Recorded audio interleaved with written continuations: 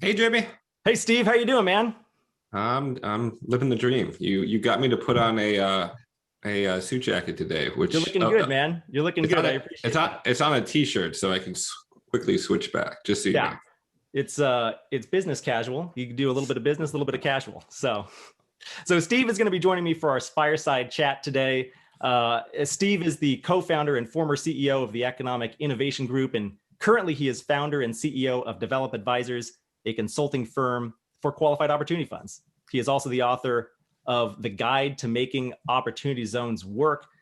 Some of the topics that we'll be covering during our chat will be the history and background on opportunity zone inception and EIG's role, the role that EIG played in that. I think that'll be review for a lot of you here, but some of you may be new to opportunity zones, and this will give you a good backdrop on where the policy came from.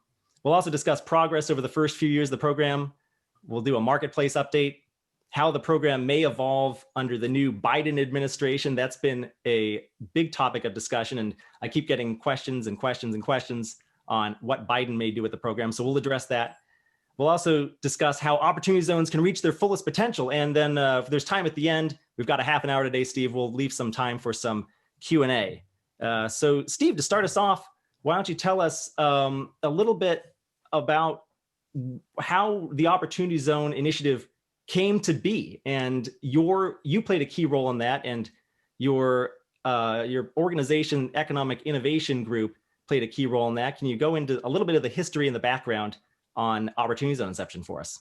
For sure. First, Jimmy, thanks for pulling this together and including me. I think you've really been, I think, instrumental in building the community around opportunity zones and opportunity zone funds. And I think that's the fun and exciting thing about this program. It's not really a traditional government program where the relationship is pretty one-sided between community developers or investors or funds and the government. This is much more something that's happening on the ground up. And there's a lot of different ways people are engaging with this program in terms of all the different types of stakeholders that hopefully we'll talk about.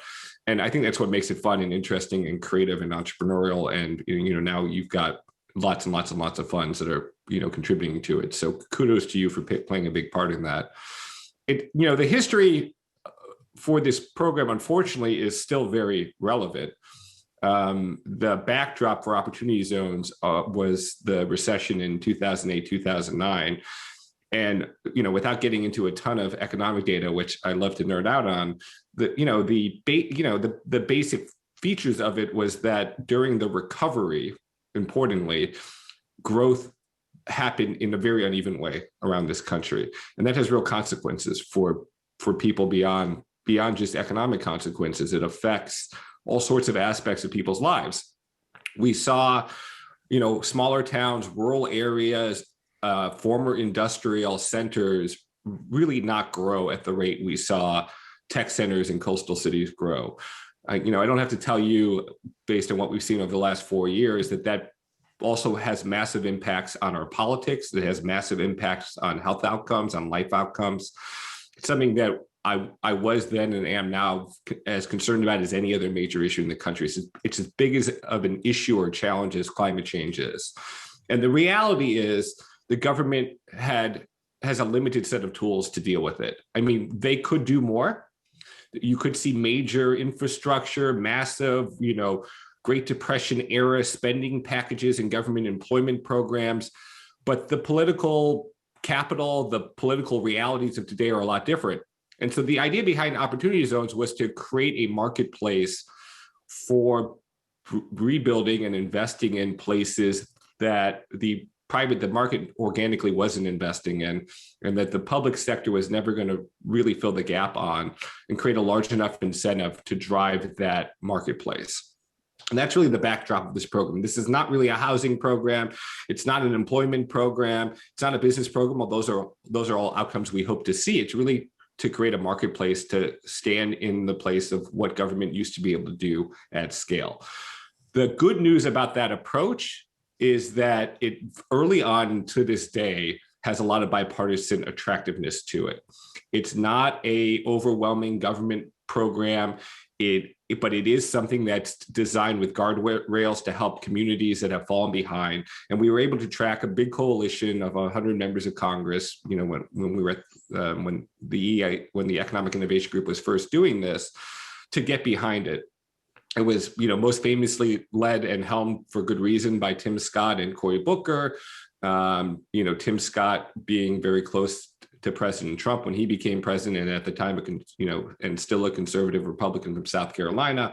Cory Booker, a progressive Democrat from New Jersey, who ended up running for president against Donald Trump, and we built a group of economists behind it that was very diverse. It included, you know, Jared Bernstein, who was the leader among the progressive economists in that group, who is now on President Biden's Council of Economic Advisors at the White House, and it was co-chaired with Kevin Hassett, who became Donald Trump's chief economic advisor.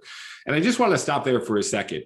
There is nothing else that does that, right? There is nothing else that brings together those sort of players, even really basic common sense stuff. Like, to me, investing in infrastructure, you know, or renewable energy or stimulus or whatever. This has brought the parties together in an unprecedented way. And despite whatever controversy may be associated with opportunity zones, you know, little or big, it has continued to maintain that set of bipartisan appeal, not just in Congress, where it has continued support, and not just in this administration, which I'm sure we'll talk about, but also with governors and mayors around the country who are using this as an organizing principle to plan for the next decade of their economic growth. And that was really what this program was set up to do. You know, we don't need to get into the technical stuff, but it's a way to take capital gains off the sidelines, put it into, you know, development projects around the country, and put that in the hands of local leaders, local developers, and local investors. And that was the theory of the case and the kind of political background of it. And I think the market has shown that it can deliver that. Yeah, that's great. It is a program unlike any other. You're absolutely right. And we won't get into the weeds technically on how the program operates or what the tax incentives are during this fireside chat. We might cover that a little bit more in the panel that's following you, Steve, how to invest in opportunity zones.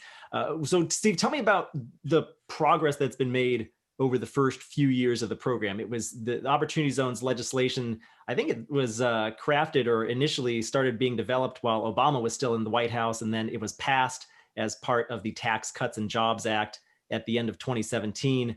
So we've had about 3 full years now since the legislation was passed, but less than 3 years since the zones were created. Tell us a little bit about the progress we've made in that time.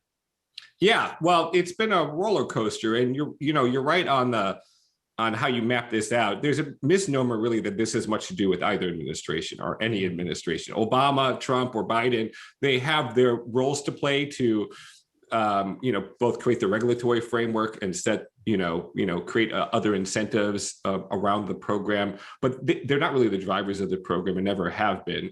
The idea was conceived of in 2013, 2014, 2015, obviously during the Obama administration, but separate from it. And it was really led by Congress, and most of the major, reforms and changes you'll see are going to be driven by Congress. With that being said, at the beginning of the program, between the end of 2017 when it was passed and the end of 2019, for better or for worse, the Treasury Department and IRS had a very important role to play in taking this very short, simple construct and creating hundreds and hundreds of pages of rules around it. And that has created, I think now by this point, a lot of certainty in the market around how the broad brushstrokes of the program work. But it also makes the program complicated because as I'm sure you'll get to, there's lots of rules you have to be aware of to ensure that, long-term capital is really going to communities and projects that, are going to make a difference in the places where investment is going. I think our first biggest challenge was creating that framework and creating it in a way that would be market friendly enough to grow this into something significant. And I think from all accounts, it did that. I mean, it was a balance. Not everyone's going to love it from either the investor, side or from the folks that are, more focused on the community development aspect of it. But I think actually the Trump administration struck a pretty good balance, and most of it was done through the bureaucrats of the IRS. The next, I think, big challenge for us was to take a look at can we grow this market into something meaningful and large? And I think the evidence there is clear. We've got, we don't know exactly how big the market is. And there's this question around data and reporting, which is an important thing that everyone, I think, wants to see built into this program for lots of different reasons. But there's tens of billions of dollars, I think, without dispute, that's been deployed. I'd say probably about $50 billion in the first couple of years. To give you a frame of reference, the biggest community development program we have in the country before this one is 20 years old. It's a terrific program, but it's the last time a new idea has really been achieved at scale in this space. It's called the New Markets Tax Credit. It's another bipartisan program that dates back to the end of the Clinton administration. And it, at its peak was moving about $3.5 billion a year of equity. This program probably moves somewhere between 5, 6, 7, 10 times that much of equity in a year. Yeah, New Markets is capped at 3.5 billion in most years, and this is virtually unlimited. It for sure. I mean, anytime you have a tax credit program where the government's putting up the money up front, it's going to be capped. That program is, those credits are generally bought by large banks and then invested into a very specific set of projects around the country. And even if it was grown dramatically, it still won't scratch the itch that OZs are trying to scratch. So OZs are much bigger because the investors are taking the risk and they get the benefit at the tail end for the most part, after 10 years of investments and investing successfully into this program. I think the second big thing or maybe the third big thing we want to identify is, where is the money going?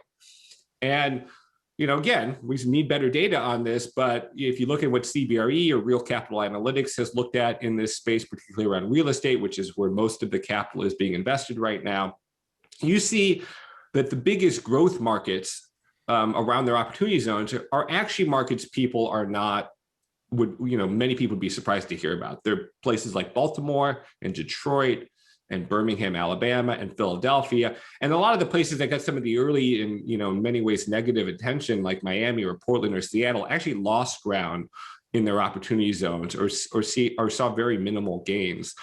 I think that's because this program works really well in places you can buy cheap assets or assets and land cheaper and hold for a long period of time. And that's really not markets like, Miami and Seattle and Portland and New York City. So we're seeing growth in places we wanted to see growth. I think if you look at what the next phase of what people are looking towards, they're looking for more diversification. Most of the investment is happening in multifamily real estate. I think people want to see more and more investment. And that, I don't think is going to change with the recession because of all the pressures on office and retail and hospitality sectors. But people want to see a lot more investment in businesses, operating businesses of all time, manufacturing, infrastructure, energy, high-tech businesses. And there's good examples of all of that. And I'm sure some of your funds will talk, that you have with you today, will talk to that. And, and I think the other big success piece is the diversity of stakeholders involved. There's 1,000 funds around the country, many of these, and I'm sure many, if not all of the ones that are going to, talk to your audience today are going to be new creations from fund managers that have a track record in an adjacent space. So it's creating a lot of ground up entrepreneurship, a lot of fund managers that are diverse, that are people of color, great examples around the country, many who are focused on tough areas, like in Atlanta, like South Central Los Angeles, where you have large, very successful funds that have taken root, and many other places, Baltimore, Birmingham, Detroit. And the other type of engagement is at the community level. Mayors are very, very involved in this. The Conference of Mayors make this one of the biggest issues they talk about at their annual gathering every year. Many mayors develop plans, 10-year plans around opportunity zones. So this is creating, even among its critics, a whole new ecosystem of people that care about the long-term future of places that people really just weren't focused on before. So I think it's very successful. Whether or not after 10 years, we're going to see the type of job growth and business growth that we all hope to see, I think we'll have to wait and see what happens in many places and get some more data. But I think the early signs are promising. Yeah, a little bit early to render a verdict on opportunity zones at large, but I agree with you. It's been a promising trend so far, just the amount of capital that's been raised, the zones they're flowing into, the diversity of the types of investments. We're seeing a lot more operating businesses come into the program now. Tremendous progress, I think, that we've made. I agree with you. So I want to talk about Biden now, because that's been a big topic of conversation and a big concern among investors and fund issuers alike. For better or worse, this has been labeled as a Trump program in the mainstream media for the last several years. And there was concern that when Joe Biden and Kamala Harris came to office, that they would do away with the Opportunity Zones program. I want to put those rumors to bed. It doesn't look like there's any sign of that happening. And in fact, President Biden has signaled his support for Opportunity Zones. Steve, what are your thoughts on how you think the program may evolve under the new Biden administration? Well, I think people have to, with almost any issue, separate the Washington, D.C. political conversation around the partisan camps around any issue and what may be really happening around the country. In fact, right after Biden won, at least for most people, they would say won the election, the New York Times, the Bloomberg, and the Wall Street Journal, who'd all written critical stories about the program basically for the years of the Trump administration, all wrote positive stories about it. And I talked to one of the reporters, and they asked me a very similar question. And I said, I think all evidence, and I'll share some of this with you, just so it's not just, you don't have to take my word for it. All evidence is the Biden administration would be very supportive of it at the time. This was in November. And they asked me why. And I said, because I think they think it's a good idea. And that was kind of shocking to them. But they've always thought it's a good idea. Democrats, for the most part, and there are some Democrats who are critics of it, more on the progressive edge of the party. And there are Republicans who are critical of it, mostly on the conservative edge of the party. Both Cato and Cap have written critical things about the program. But if you look at what the connection is between this administration and the program, it's really strong. The Biden Institute, while after Joe Biden was vice president, did a big event around this. His chief of staff, Ron Klain, was an executive at Revolution, which has an OZ fund, State Cases Fund, who were big proponents of this. Obviously, Jared Bernstein, who's now on his Council of Economic Advisors. Vice President Harris has offered legislation to augment opportunity zones around disaster areas when she was a senator, and when she became the vice presidential candidate. One of the first events she did was with African-American voters in Wisconsin, talking about how the administration was going to double down on OZs. And there's some early proof of that. I mean, Pete Buttigieg, another supporter of Opportunity Zones, now the Secretary of Transportation, announced the round of infrastructure and transportation grants from the department under the Biden administration, and made one of the two bigger priority areas. One was climate change. The other was Opportunity Zones, in terms of the types of projects that they were going to give priority to under this program. And I think you're going to see more of that. I expect to see some kind of regulatory tweaking at the margins. There's a big question of what we do around the census. There's questions around whether we lengthen the program and how we get data about it. But most of what I think you're going to see is ways to enhance the program around aligning it to priorities. During the campaign, it was highly focused to racial equity issues. It's going to be, I think, tied to increasingly infrastructure, clean energy, small business and entrepreneurship, and large community development programs, as it should be. And, I think people should be much more concerned and focused on bigger changes you're going to see in the tax code, which is what happens to capital gains or like-kind exchanges or the estate tax, all of which I think will serve to benefit the value of the Opportunity Zone incentive, because it will become an alternative strategy for all of those buckets. They're way more at risk, I think, under a Democratic Congress than opportunities are, which in any way is mostly off the radar screen for policymakers now that it's not associated with former President Trump. Yeah. And another thing to point out is that, as you mentioned earlier, many mayors around the country love this program, and the vast majority of mayors of large cities are Democrats. And so I think they have lended their support to the program as well. We do have a few questions that are coming in. We've got 10 more minutes with Steve this morning. So keep the questions coming. We're going to get to Q&A in a couple minutes. Please use the Q&A tool in your toolbar if you have questions for Steve. And we do have a few questions about from people saying, hey, I'm a beginner. How does the program work? And we're going to cover that in the next panel, how to invest in opportunity zones. That'll get started in about 10 more minutes here. Steve, before we get to Q&A, I want your thoughts on how do you think that the Opportunity Zones initiative can reach its fullest potential? What needs to happen? The Opportunity Zone incentive. So Opportunity Zone as a construct are, I think, more similar to like the charitable contribution deduction than they are similar to traditional community development programs. There's a lot of agency given to individual investors and individual fund managers and individual developers and entrepreneurs to make what they want of this program. And, just like, I may not equally value every single form of philanthropic or charitable contribution that gets a tax benefit. I'm sure not everyone's going to like every Opportunity Zone program, but to the extent we want to see more impact, more business investing, more corporate investing, more investing in tougher places, more investing that engages local equity, we have the tools to do that right now. It doesn't require any kind of regulatory change to get there. And so I hope as the market shifts to creating more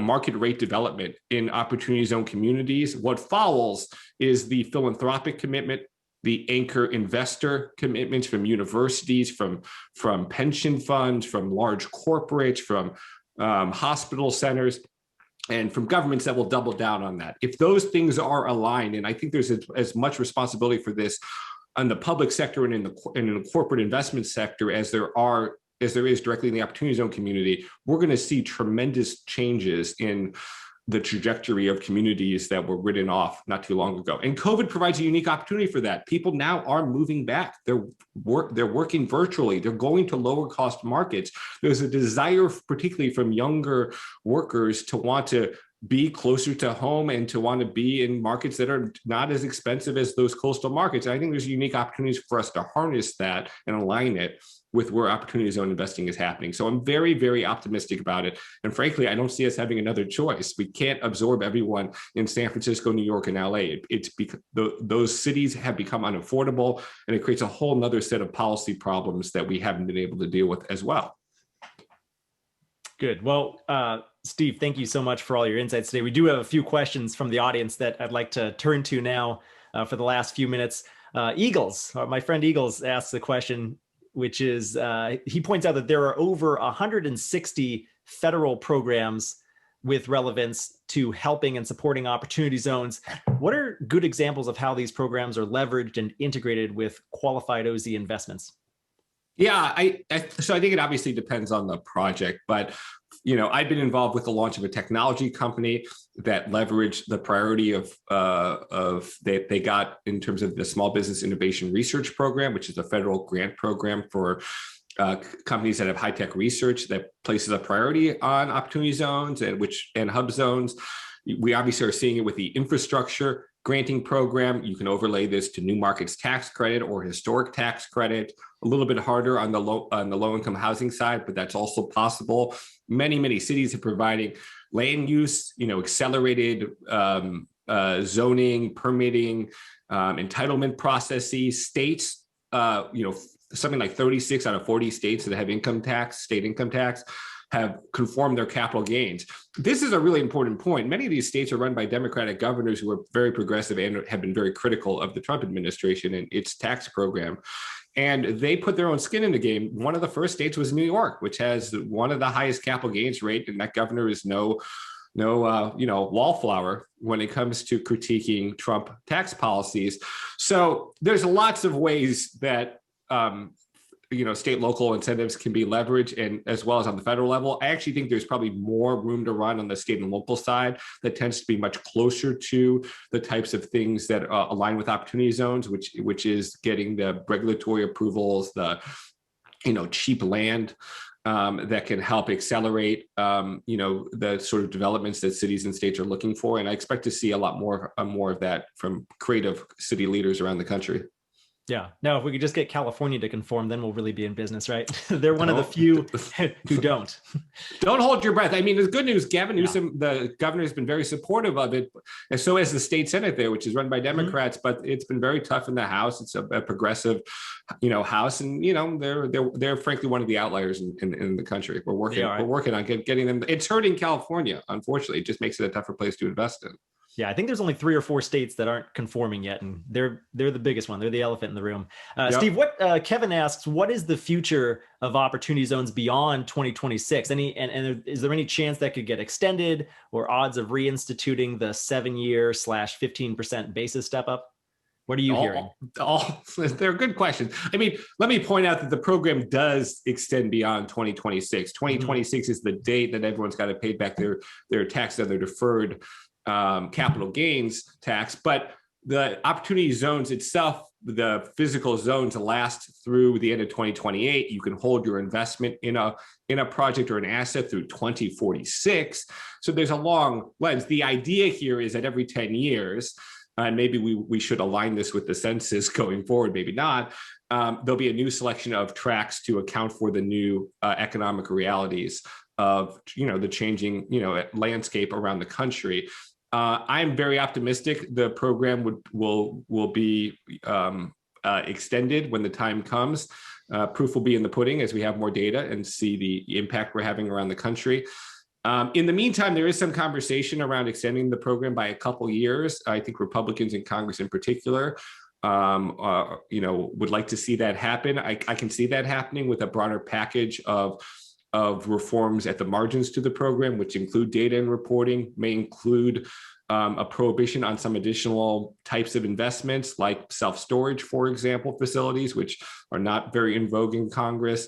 It may include removing some of the zones that are highest on the relative economic lens, that probably don't meet the true mission of the program. Again, we're talking about probably less than 100 tracks out of the 8,764 around the country.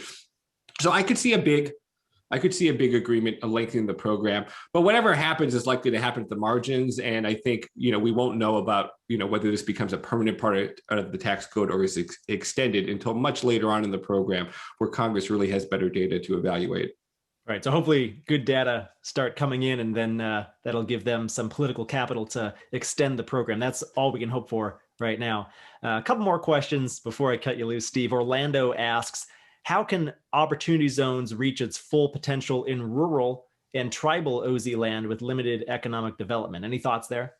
Yeah, listen, I think that first of all, about a third of the tracks around the country, roughly, depending on how you cut the data, are rural. And you are seeing projects happening in rural areas that tend to be projects that do disproportionately well. Manufacturing, for example, there's a huge solar project in a very rural area outside of Fresno. In fact, the largest solar project in the country is an OZ project in that part of California. You see it happening in rural Colorado, around mountain towns. But opportunity zones track the overall marketplace. There's just less investment going into rural areas than there are urban areas. It's harder to have the type of concentration to attract, for instance, multifamily real estate or the sort of talent you need for high-tech companies. But there's all sorts of other asset classes that do make sense. And I think obviously the private investment market has a lot of control over the flows of capital, but I think government has a big role to play here. Increasingly, we need better and bigger incentives to create the sort of job creating business starts that can do well in rural areas. And, I think you're seeing some elements of that in the Opportunity Zone program, but it's not a panacea. We're going to need other things happening simultaneously to really see a lot more growth there. Yeah, agreed. The old adage I keep hearing is it's just one more tool in the tool belt. So you're right. Yeah, I think it's a big tool. And I think this is another place. And I think I would argue, not to get off topic, climate change is an example like this, where private sector leadership can drive public sector action. Mm-hmm. The public sector has just been too slow and too small ball at dealing with this issue around inequality. I would argue the same thing around climate change. And the private sector has a lot of agency here to show them directionally where we need better and bigger support by the government. They want that help and need it. And I think to the extent we want to see more growth in rural areas, the local governments and state governments and local investors who have skin in the game have to lead there. They have to be the first movers, and you'll see other investment follow. And I do think we have examples of that right now. Excellent. Well, let's get one more question, and then I'll cut you loose. And if you're here for my panel on how to invest in opportunity zones, if you're one of my panelists, I do see you here, and we'll get you on in just a moment. But wanted to get to this last question from Jeffrey. He asks, how do those working in community development interface with those interested in learning about our projects and missions who have a desire to support? Yeah, so the community development stakeholders around the country are very, very engaged in opportunity zones. I mean, everything from major philanthropies like Rockefeller and Kresge to CDFIs around the country who are oftentimes investing in tax credits that work in a complementary way to opportunity zones. And keep in mind, the opportunity zone map really overlays, for instance, the new market tax credit map, which is built around the same low-income community census tracts. And they're a great source of debt, of deal flow, of community knowledge about what works and doesn't work, and around the country.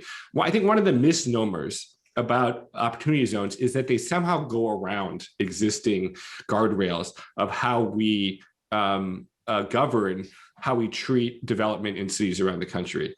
And that's just not true. They follow the same rules of the road that every other development project, whether it's subsidized or not by the government, has to go through. And that's a tremendously political process that has a lot of community engagement.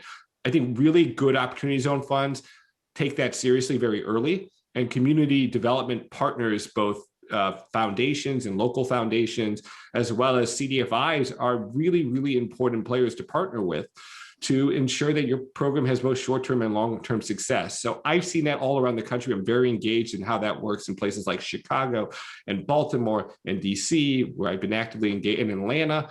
And in those markets, for example, and many others, the community development stakeholders are very, very involved in many, many of the deals, and there's a win-win there. So I expect we'll see more and more of that. There's no reason to fear this program. It's just really a source of cheaper long-term equity, and it can be used lots of different ways. Awesome. Well, Steve, thank you very much for joining us today. Thank you for your leadership in the opportunity zones industry. I really appreciate your time today. Thanks for having me, Jimmy. All right, take care.